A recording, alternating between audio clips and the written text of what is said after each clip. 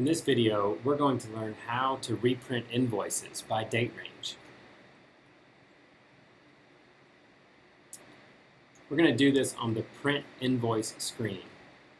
If you don't have a shortcut already on your desktop, go to Reports, Accounts Receivable, Print Invoice.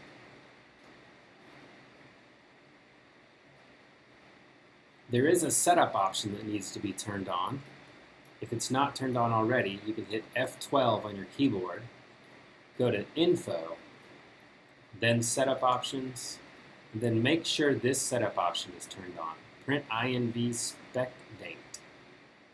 Make sure that's enabled. If it's not, go ahead and enable it and reopen the Print Invoice screen. Once you do that, you'll have this Date button here.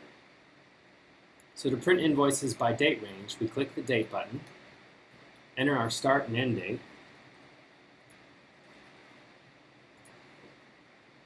If you want to print them for a specific state, you can do that as well. That can be helpful when you're reconciling sales tax returns.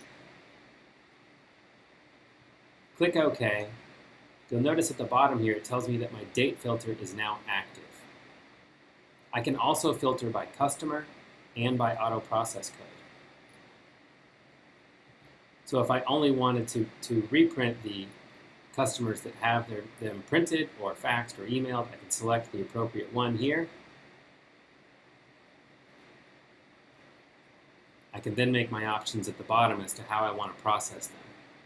If I've selected auto print, I can select auto process and hit output, and it will print them all to my default printer.